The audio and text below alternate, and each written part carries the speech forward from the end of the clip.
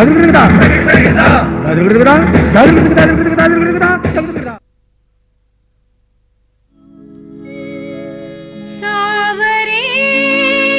सावरे जाओ सावरे सावरे काहे मुझसे करो जोरा जोरी भैया न मरोड़ो मोरी दूंगी गाली हट जाओ जी सावरे सावरे जाओ सावरे सावरे काहे मुझसे करो जोरा जोरी भैया न मरोड़ो मोरी दूंगी गाली हट जाओ जी सावरे सावरे जाओ सावरे सावरे जाओ सावरे।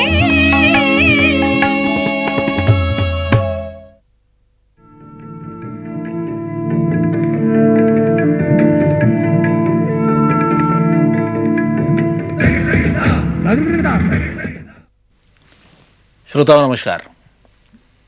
जैसा कि हमने हमारे सबसे पहले एपिसोड की शुरुआत कोहिनूर फिल्म के एक गीत से की थी, मधुबन में राधिका नाचे रे। हमीर में बंधी हुई ये जो बंदिश है, ये नौशाद साहब ने बनाई हुई तर्ज थी। उसके बोल शकील साहब के थे और मोहम्मद रफ़ी साहब की बहुत ही मीठी आवाज़ उसे प्राप्त थी।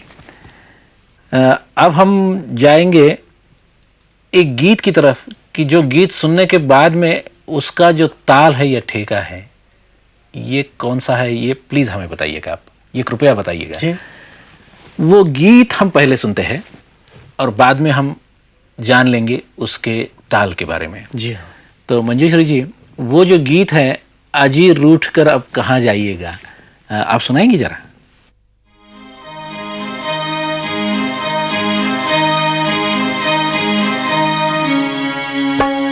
अजी रूठ कहाँ जाइएगा, जहाँ जाइएगा वहीं आइएगा। अजी रूठ कहाँ जाइएगा, जहाँ जाइएगा वहीं आइएगा। अजी रूठ वाह। तो ये गीत हमने सुना, तो क्या ताल है ये? देखिए, ये तो दीपचंदी है। अगर फिल्म में मैंने जैसे आपको बताया कि संगीत दिग्दर्शक जिन्होंने पूरा क्लासिकल में अगर धा धिन धा धा तिन ता तिन धा धा धिन, ऐसा तो वो इस्तेमाल नहीं कर सकते।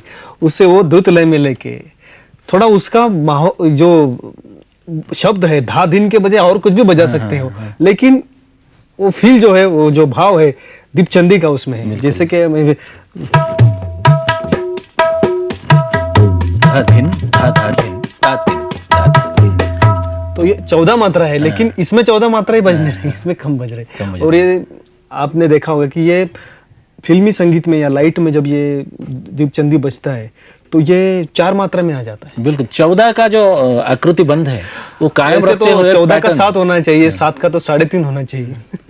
द्रुत में आती द्रुत होता है। नहीं, हमारे संगीतकारों ने ठेके जो है या ताल जो है, तो उनका जो आकृति बंध है, आकृति जो है वो कायम रखते हुए उसे अलग अलग पैटर्न लगा के बहुत ही खूबसूरती से पेश किया है। जी, यही तो भाव का जो हमारे संगीत क्लासिकल म्यूजिक में जो है, भारतीय शास्त्रीय संगीत में भाव को बहुत महत्व है। बिल्कुल। तो वो इसमें भी नजर आ रहा है कि ताल बनाते समय सिर्फ गणित का विचार नहीं किया है, तो उसका भाव का भी विचार किया है। एक ताल में भी ऐसा होता है, धीन धीन धागे त्रिकट तू ना का तीन धागे त्रिकट धीना, ये तो ये ताल है। लेकिन धीन धना तीन नकत धना धीना धीन धना तीन नकत धना धीना धीन धा त्रिकट नकत धा त्रिकट, ये 4 में चलता है। बिल्कुल। देखो तो ये मजा जो है हमारे शास्त्रीय संगीत की, ये तो और किसी संगीत में नहीं है। ये तो बात कोई भी मंजूर करेगा। अच्छा, हम अब दादरे की तरफ मुड़ते हैं। क्या बात है। अब दादरा तो ऐसा ताल है कि जिसके बिना हम आगे जा ही नहीं सकते, जिसका जिक्र किए बिना। सीने संगीत में दादरा को कोई बिल्कुल। तो दादरे में मैंने एक बहुत ही खूबसूरत गजल सुनी थी राजेंद्र कृष्ण साहब की, अदालत फिल्म की। यूं हसरतों के दाग मोहब्बत में धो लिए। तो ये तो सब जानते हैं कि बहुत ही खूबसूरत गज़ल है। तो पहले हम ये गज़ल सुन लेंगे मंजूश्री जी से। जी मंजूश्री जी। सुनाइएगा।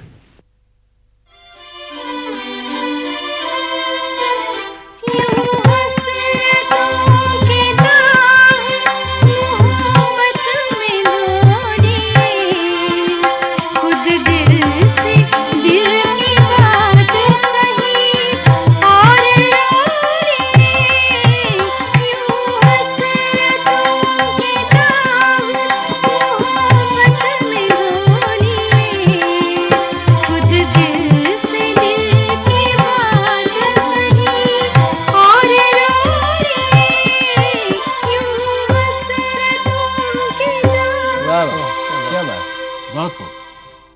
समीर जी, वैसे तो बहुत प्रचलित ताल है दादरा जी और बहुत ही इस्तेमाल हुआ है फिल्म लाइन में, जी। तो इसकी क्या विशेषता है? देखिए, ये दादरा जो ताल है इसकी मात्राएं 6 है, यानी कि एक ताल की 12 है, एक ताल आधा, की बिल्कुल उससे बिल्कुल आधा। आधा उसका 6 है। तो इसलिए ये ताल ऊपर किले में जाने के लिए हमेशा उत्सुक रहते हैं। धा दिन्ना धा तिन्ना धा दिन्ना धा तिन्ना धा दिन्ना धा तिन। इसको थोड़ा कम भी कर लेंगे तो ये विलंबित कभी बजता नहीं दादरा।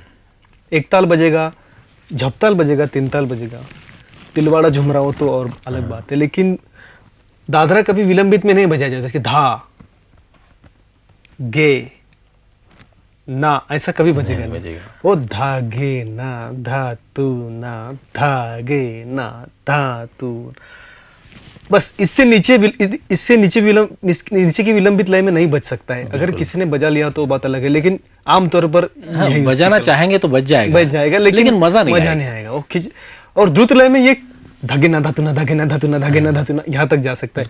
वो आप पारसमणि फिल्म का गाना सुनिए, उसमें देखो कैसा बजाए, वो हंसता हुआ हंसता नूरानी हुआ से। नूरन, क्या बात क्या है, बात उसमें है। कैसा बजाए, धागे ना धातु ना धागे ना धातु ना, ऐसा गया है। क्या बात है, ये इस गीत का जिक्र आने के बाद हम सबके चेहरे नूरानी हो चुके हैं। तो ये गीत भी सुनते हैं। हंसता हुआ नूरानी चेहरा, काली जुल्फें रंग सुनहरा, तेरी जवानी तौबा तौबा रे, दिलरुबा दिलरुबा दिलरुबा दिलरुबा। हंसता हुआ नूरानी चेहरा, काली जुल्फें रंग सुनहरा, तेरी जवानी तौबा तौबा रे, दिलरुबा दिलरुबा दिलरुबा दिलरुबा। क्या बात है।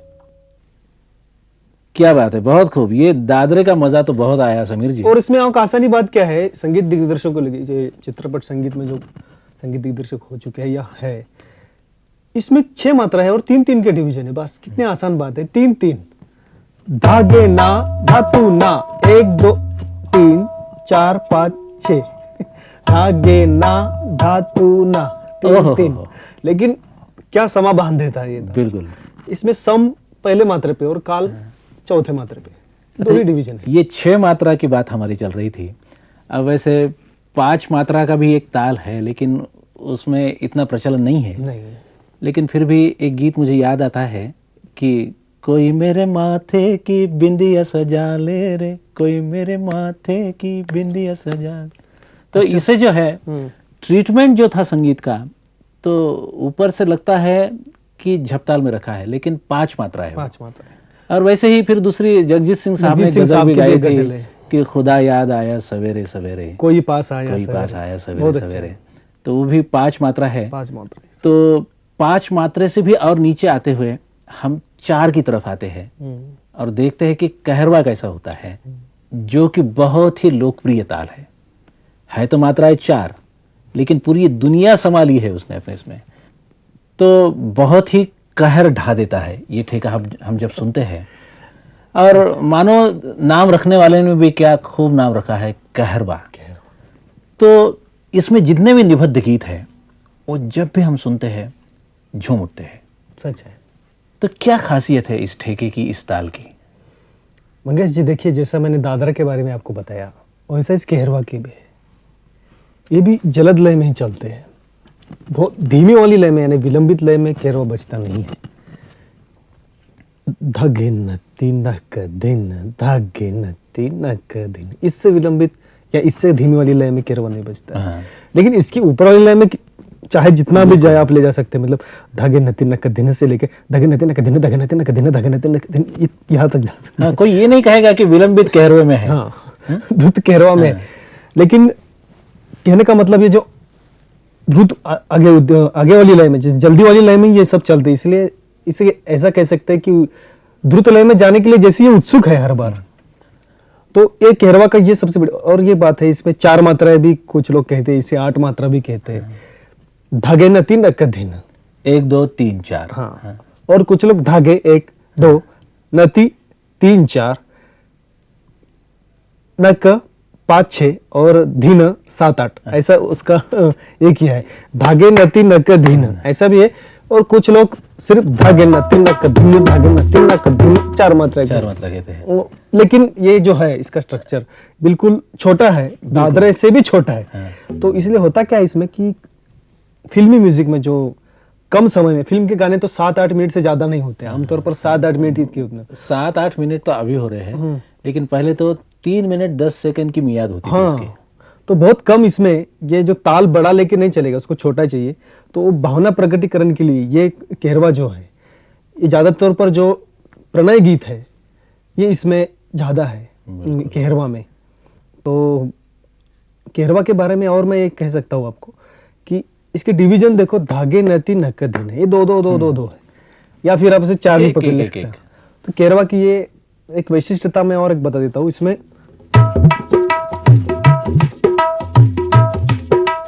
एक कहरवा ऐसा कोई फिल्म में या कोई प्रोग्राम में बजाएगा नहीं। धागे नती नक दिन धागे नती नक दिन, इतना इसमें थोड़ा बहुत अपना मिर्च मसाला होता है। बिल्कुल। जैसे कि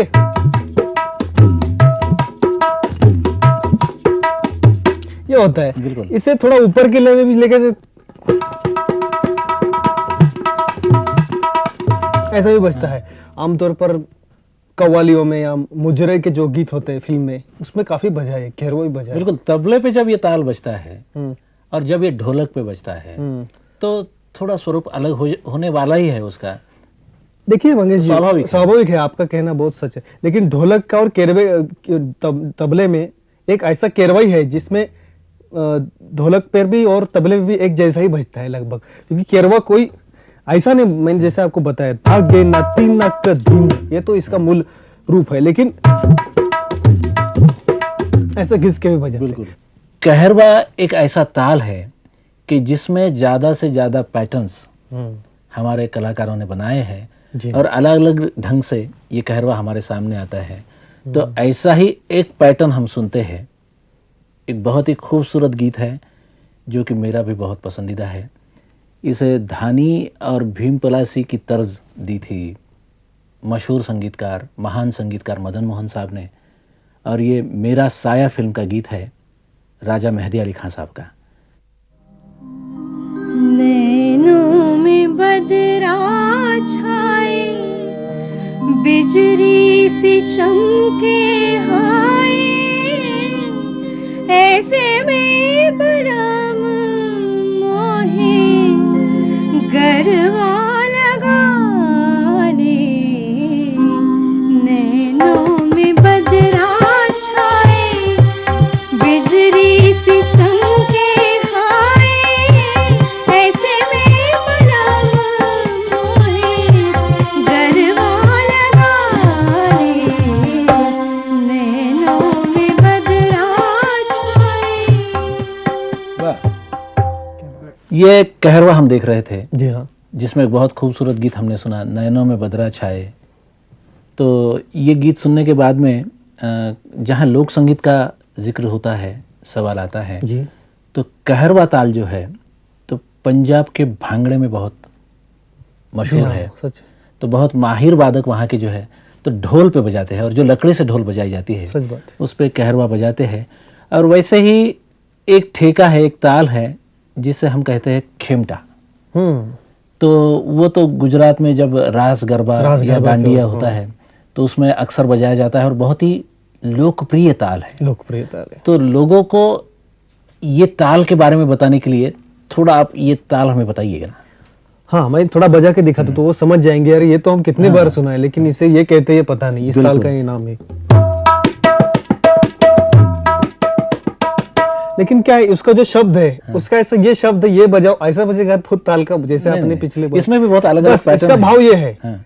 और ये भी ठेका जो है गुजरात में रास गरबा में जब बजता है, दांडिया रास में बजता है, तो ये भी लकड़ी वाले ढोल से बजाया जाता है। और इसलिए क्या है कि जैसा कहते हैं कि स्याही वाला जो ताल वाद्य है और बगैर स्याही वाला, उंगलियों से बजाने वाला ताल वाद्य या लकड़ियों से बजाने वाला, तो उनके पैटर्न में तो स्वाभाविक फर्क आने वाला है। तो ये तो था खिमटा। और एक ठेका ऐसा है, एक ताल ऐसा है कि जो हमारे संगीत की दुनिया को देन है महाराष्ट्र की, सच। और उसे कहते हैं भजनी ठेका या भजनी धुमाड़ी। हम्म। तो इसके बारे में भी हमारे दर्शकों को हम ज़रूर बतलाएंगे। तो क्या ये भजनी क्या होता है?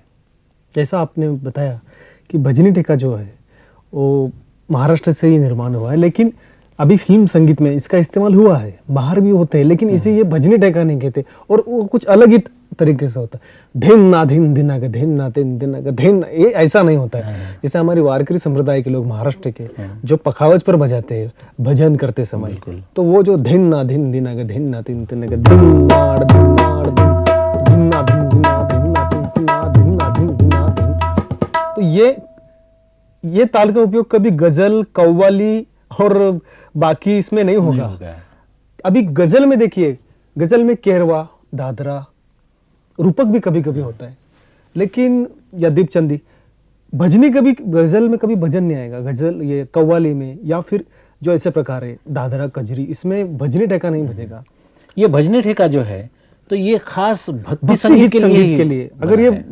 मानो ये बजने लगा तो समझना चाहिए बिल्कुल प्रार्थना के लिए है बिल्कुल कि ऊपर वाले के या भगवान की प्रार्थना करते समय ये बजाया जाता है या उसका कोई गीत गुनगुनाते समय।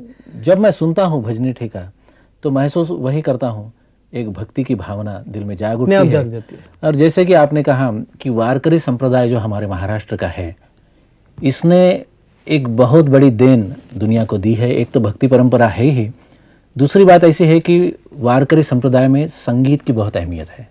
जब भी भजन गाते हैं हमारे वारकरी, तो एक राग लेकर या कई राग लेकर उन राग मालाओं में भी भजन गाते हैं। और ये ठेका जैसे देन है, वैसे भजनी परंपरा का भजन गायन ये भी एक बहुत बड़ी देन है। सच बात है। तो ये तो हमारा भजनी ठेका था। और ये भजनी ताल जो है, भजनी धुमाली, तो इसमें भी कुछ गीत बने हैं, कुछ बहुत ही लोकप्रिय रहे हैं। तो परंपरा के अनुसार हमारे पंडित विष्णु दिगंबर पलुस्कर जी ने एक भजन परंपरा जो प्रारंभ की थी, और बाद में उनके महान सुपुत्र पंडित डी.वी. पलुस्कर जी ने भी उनकी परंपरा बहुत अच्छी तरह से निभाई थी, बहुत लोकप्रिय की थी। तो उनका गाया हुआ एक गीत है, एक भजन है, जो कि बाद में भारत रत्न स्वर सम्राज्ञी लता मंगेशकर ने भी गाया था जी। तो वही गीत हम इस भजनी धुमाली के परिचय के लिए अब सुनवाते हैं। मंजूश्री जी पेश करेंगी। ये गीत है पायो जी मैंने राम रतन धन पायो।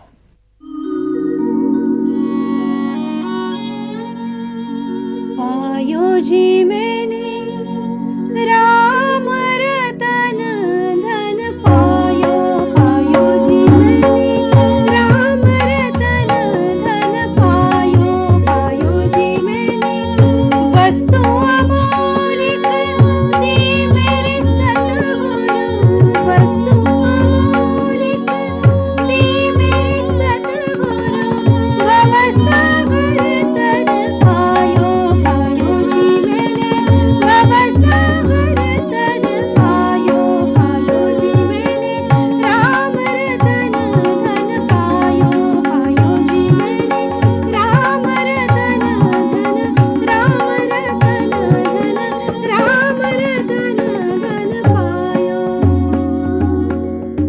वाह, क्या बात है। ये हमारी यात्रा जो चल रही है, जो कि शुरू में आरंभ हुई थी एक ताल से, बाद में आज के एपिसोड में हमने 3 ताल से लेकर तो कहरवा तक और भजनी धुमाली तक हमारा जो प्रवास है सच।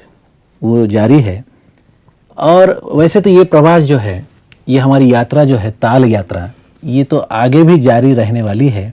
और भी कुछ ताल ऐसे हैं, विषम ताल जिसे हम कहते हैं, कि जिनका ज़्यादा प्रचलन नहीं है, काफ़ी प्रचलन नहीं है, लेकिन शास्त्रीय संगीत में या किसी लोक संगीत में, किसी विशिष्ट संगीत में उनका प्रयोग हमेशा होता है। और कुछ जगह ये ताल बहुत ही प्रचलित है, कुछ जगह बिल्कुल चलते नहीं है। तो ऐसे भी ताल हम हमारे अगले एपिसोड में देखने वाले हैं। एक समय की पाबंदी होती है, हमें आज के प्रोग्राम में भी रुकना है। जी। तो कहाँ रुके ये सोचते वक्त मेरे दिल में ख्याल आता है कि हमने शुरुआत तो की थी 3 ताल से, तो क्यों ना आज का प्रोग्राम जो है उसकी समाप्ति भी हम 3 ताल से ही करें। जरूर। और उसके लिए पंडित रविशंकर जी, महान सितार वादक, भारत रत्न हमारे पंडित रविशंकर जी, उन्होंने फिल्मों में भी बहुत संगीत अच्छा दिया है। तो उनकी फिल्म का एक बहुत ही खूबसूरत गीत जो कि राग भैरवी में निबद्ध है, लता दीदी की आवाज़ इस गीत को भी मिली है और शैलेंद्र साहब के बहुत ही खूबसूरत शब्द हैं। फिल्म अनुराधा के लिए लता दीदी ने ये गीत गाया था। तो इस गीत से ये यात्रा जो है ये हम समाप्त करते हैं। तो सुनते हैं मंजूश्री जी से ये गीत सावरे सावरे। सावरे सावरे जाओ सावरे